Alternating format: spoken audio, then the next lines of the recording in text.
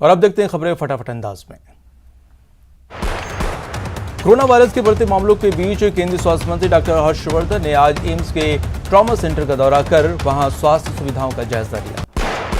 देश में corona virus से लगातार हालात बिगड़ते जा रहे हैं। पिछले 24 घंटे के अंदर देश में रिकॉर्ड 2,17,353 लोग संक्रमित पाए गए हैं। पिछले साल संक्रमण की शुरुआत से लेकर अब तक एक दिन में मिले संक्रमितों का ये आंकड़ा सबसे बड़ा है।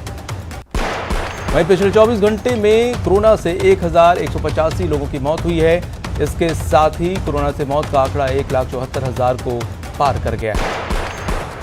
वहीं पिछले 24 घंटे में 1,18,302 लोग कोरोना से रिकवर हुए हैं, जिसके बाद रिकवर हुए मरीजों का आंकड़ा 1,25,00,000 को पार कर चुका है। देश में एक्टिव केस की संख्या भी 15 लाख के पार हो गई है।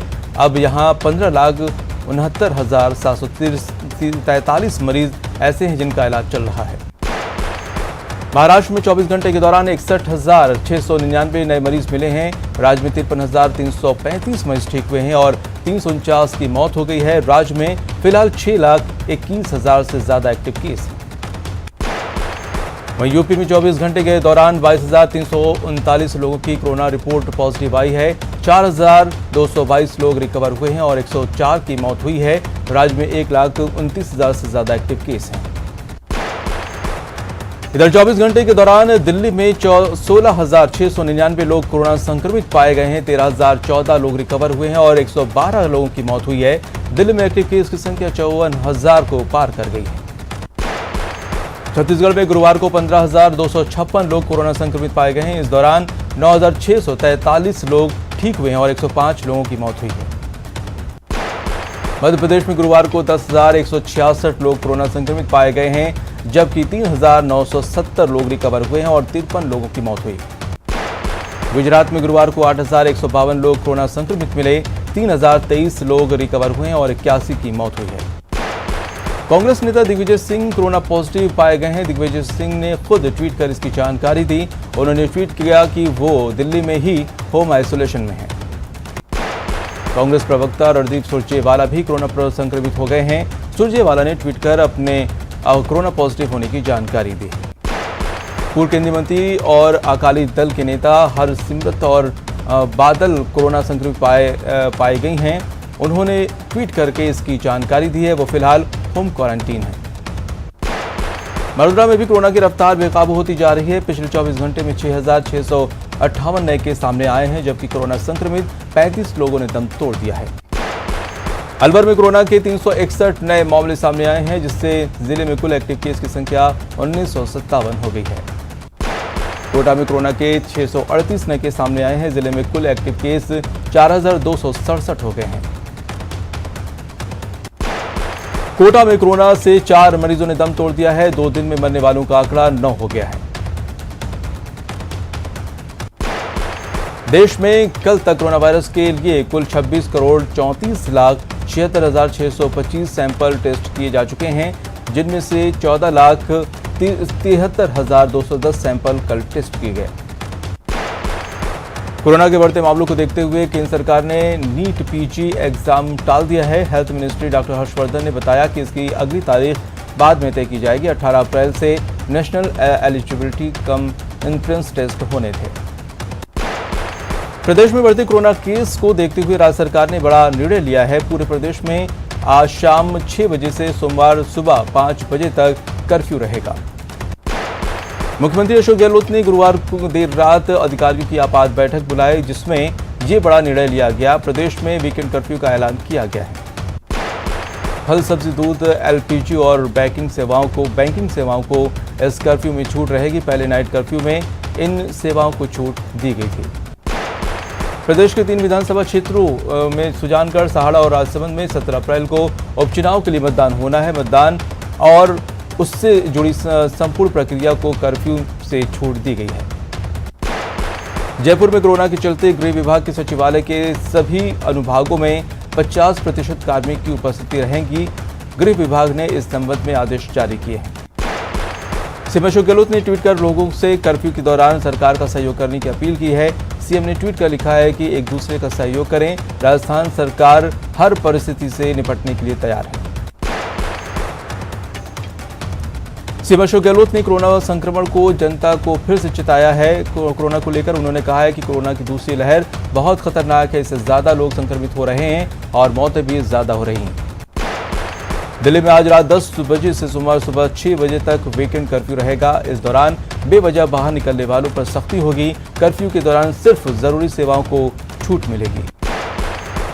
दिल्ली हाईकोर्ट ने रमजान के मद्देनजर मरकज खोलने की इजाजत दे दी है। कोर्ट के आदेशानुसार मरकज में नमाज अदा करने के लिए 50 लोगों की ही प्रवेश मिलेगा। महामारी के बीच कई राज्यों में ऑक्सीजन की कमी के दावों पर केंद्र सरकार गंभीर है। सरकार ने ऑक्सीजन की कमी को दूर करने के लिए 50,000 मैट्रिक टन ऑक्सीजन आयात करने का फैसला किया है। कोरोना को देखते हुए निरंजनी अखाड़े ने बड़ा ऐलान किया है। अखाड़े ने 17 अप्रैल को कुंभ समाप्त करने की बात कही है और दूसरे अखाड़ों से भी मठों और आश्रमों में वापसी की अपील की है। मध्य प्रदेश में कोरोना की दूसरी लहर के बीच मुख्यमंत्री शिवराज सिंह चौहान के बेटे कार्तिकेयन कोरोना पॉजिटिव पाए गए हैं। लोकसभा स्पीकर ओम बिरला ने कोटा बूंदी के कोविड पीड़ितों के लिए निःशुल्क दवा अभियान की शुरुआत की, जिसके लिए उन्होंने एक हेल्पलाइन नंबर भी जारी किया है। प्रतापगढ़ की कलेक्टर रेणु जायपाल अपना पदभार संभालते ही एक्शन मोड में नजर आ रही हैं। दिन में अधिकारियों की बैठक के बाद देर रात कलेक्टर ने एसपी के साथ राजपुरिया बॉर्डर का निरीक्षण किया और बिना नेगेटिव रिपोर्ट के किसी को प्रवेश नहीं देने के निर्देश दिए। कोरोना की बढ़ती रफ्तार को देखते हुए अजमेर के ख्वाजा मोइनुद्दीन हसन चिश्ती की दरगाह को 30 अप्रैल तक बंद कर दिया गया है। इस दौरान सिर्फ पासधारी खादिम ही दरगाह में प्रवेश कर ख्वाजा गरीब नवाज की खिदमत कर सकेंगे। डूंगरपुर के कोविड अस्पताल के चिकित्सा कर्मी लापरवाही से बाज नहीं आ रहे हैं। कोविड अस्पताल की ओपीडी में सुबह से ही सैंपल देने वालों की कतारें लग गई थीं, लेकिन 9 बजे के बाद सैंपल की प्रक्रिया शुरू हुई, जिस पर लोगों ने नाराजगी जताई। पोखरण में कोरोना के बढ़ते केस को लेकर ग्राम पंचायत बांधेवा ने निर्णय लिया। सरपंच ने 15 दिनों तक मार्केट कार्रवाई बंद, कोरोना रोकथाम का दिया संदेश। चूरू में रात्रिकालीन कर्फ्यू की पालना के लिए सीओ सिटी ममता सारस्वत की अगुवाई में पुलिस ने पैदल मार्च किया। मार्च में होमगार्ड के जवान भी शामिल हुए। अलवर जिले को कोरोना वैक्सीन की 20,000 डोज मिली है, वहीं इनमें से 19,650 डोज 15 ब्लॉक में वितरित कर दिए गए। प्रतापगढ़ में प्रशासन ने कोरोना गाइडलाइन की पालना न करने वाले दुकानों को सीज कर दिया है। पोखरण एसडीएम ने कोरोना रोकथाम को लेकर बैठक की। बैठक में नाइट कर्फ्यू की सख्ती से पालना के लिए पुलिस अधिकारियों को निर्देश दिए हैं। जालौर में बढ़ते कोरोना को लेकर कलेक्टर ने प्रेस कॉन्फ्रेंस का आयोजन किया और कोरोना गाइडलाइन की पालना को लेकर चर्चा की। चूरू में बढ़ते कोरोना केस को लेकर कलेक्टर ने उपखंड अधिकारियों के साथ वीसी कर समीक्षा के साथ ही नई गाइडलाइन की कड़ाई से पालना सुनिश्चित करने के निर्देश दिए। राजस्थान के विश्वविख्यात आमेर महल में पर्यटन का समय नई कोविड गाइडलाइंस के मुताबिक फिर से बदल दिया गया है। आमेर महल में पर्यटन का समय सुबह 8 बजे से शाम 5 बजे तक ही रहेगा। कोरोना के कहर के बीच पोखरण अस्पताल में व्यवस्थाएं बदहाल हैं। न सैनिटाइजर चैम्बर चालू है और न ही कोरोना रोकथाम पर विशेष सतर्कता बरती जा रही है। वहीं भामाशाहों की तरफ से भेंट किए गए सैनिटाइजर चैम्बर भी खटारा हो गए हैं।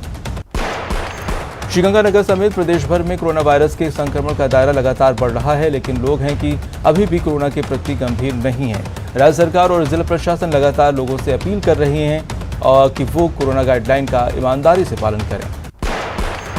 कोटा में प्लाज्मा डोनेट का कारवा लगातार बढ़ता जा रहा है। नितिन अग्रवाल ने चौथी बार प्लाज्मा डोनेट किया। वो 30 बार रक्तदान और 5 बार एसटीपीटी डोनेट कर चुके हैं। कई दिनों से जयपुर में ठहरे हुए असम विधानसभा चुनाव के प्रत्याशी आज वापस रवाना हो गए। ये सभी लोग असम में विधानसभा चुनाव का रिजल्ट आने से पहले ही पिछले शुक्रवार से जयपुर के एक होटल में ठहरे हुए थे। कोटा के इटावा इलाके में 16 साल के एक लड़के ने अपने हिस्ट्री शीटर पिता को ही मौत के घाट उतार दिया। बेटे ने कुल्हाड़ी से वार कर पिता की हत्या कर दी। जानकारी के मुताबिक पिता रोज शराब पीकर आता था और मारपीट करने के साथ जान से मारने की धमकी भी देता था। उदयपुर अहमदाबाद एनएच पर 2 ट्रकों की भिड़ंत हो गई। टक्कर लगने के बाद दोनों ट्रकों में भीषण आग लग गई, जिससे एक चालक और क्लीनर की जलने से मौके पर ही मौत हो गई। ट्रक में लगी भीषण आग से हाईवे पर लंबा जाम लग गया।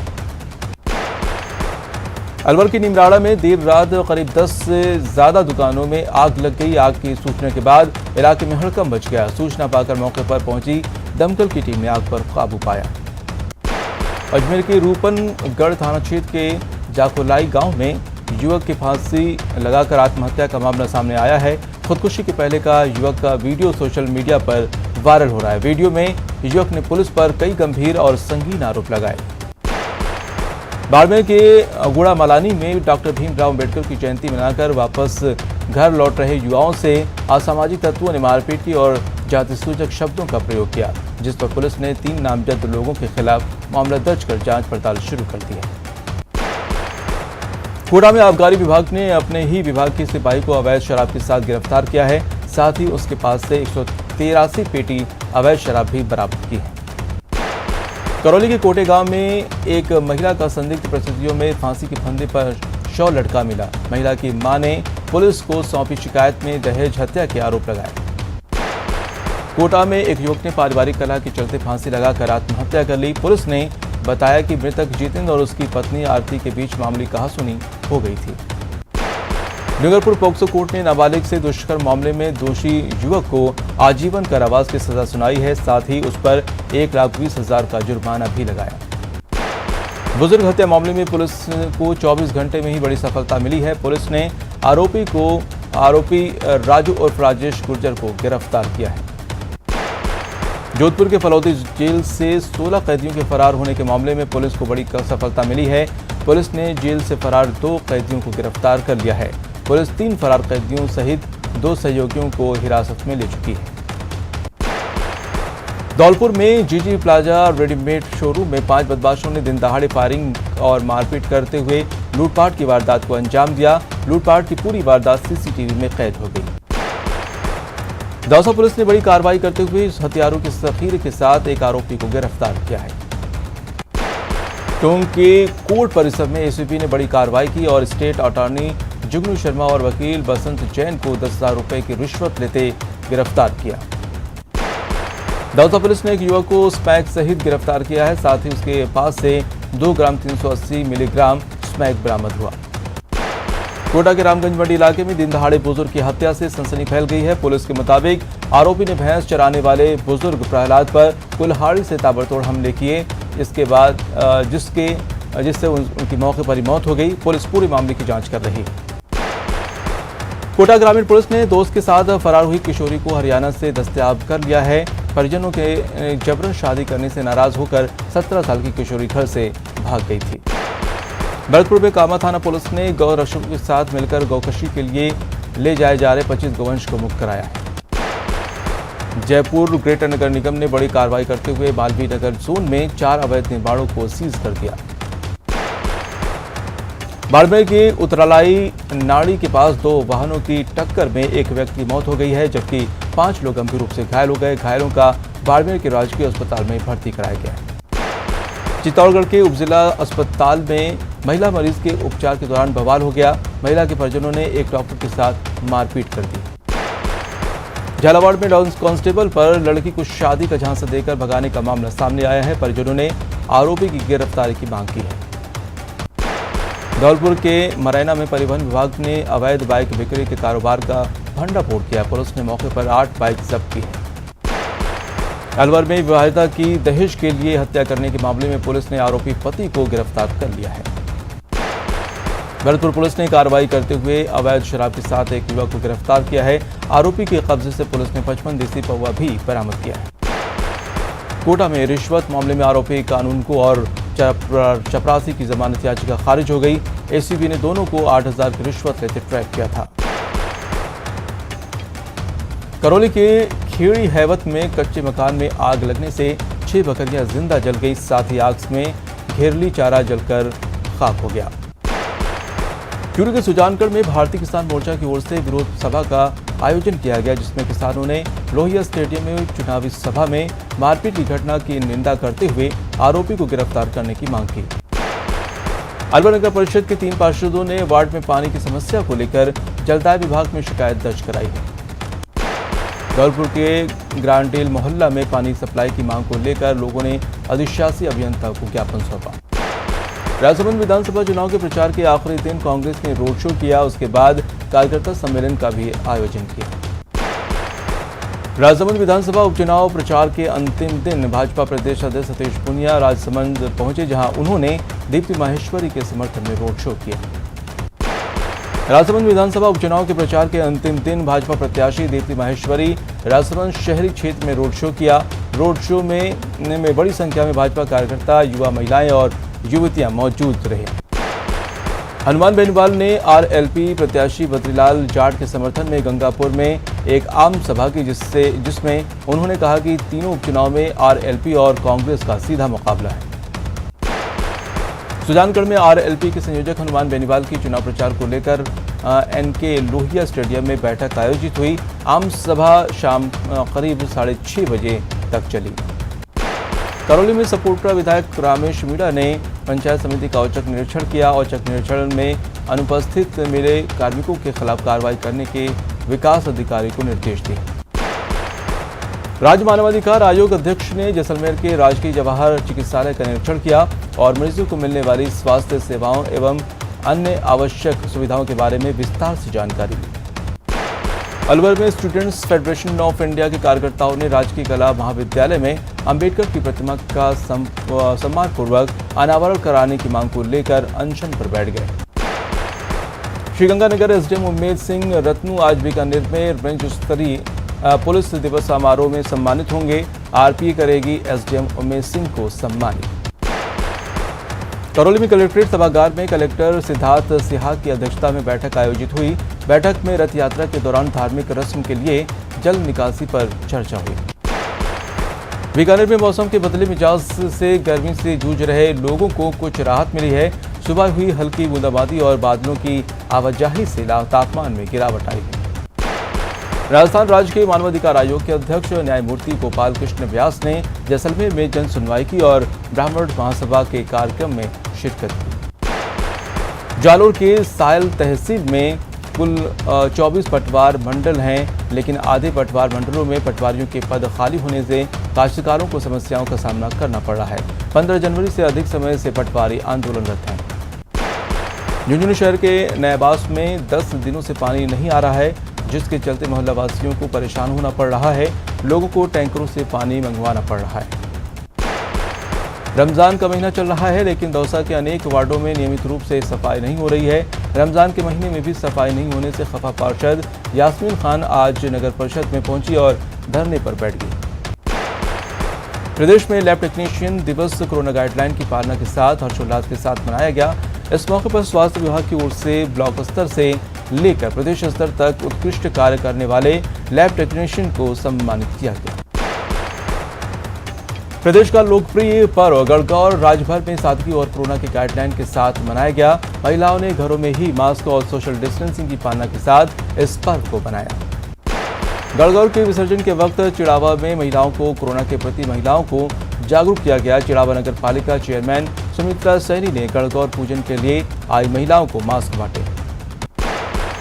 चूरू में गणगौर का पर्व हर्षोल्लास के साथ मनाया गया। नवविवाहिताओं ने 16 दिनों तक मिट्टी से बनी गणगौर का पूजन किया और जिला मुख्यालय के पावटा कुएं में इसका विसर्जन किया। राजधानी में बेहद रोमांचक मुकाबले में गुरुवार को दिल्ली को 3 विकेट से हरा दिया। दिल्ली कैपिटल्स ने 20 ओवर में 8 विकेट पर 147 रन बनाए, जिसके बाद राजस्थान ने 19.4 ओवर में 7 विकेट खोकर लक्ष्य हासिल कर लिया। राजस्थान की ओर से क्रिस मॉरिस ने 18 बॉल पर नाबाद 36 रन बनाते हुए पूरा मैच पलट दिया। राजस्थान टीम ने 14वें सीजन की नीलामी में मॉरिस को 16.50 करोड़ रुपए में खरीदा था। और कुछ खबरें विस्तार से भी देख लेते हैं। राजस्थान राज्य के मानवाधिकार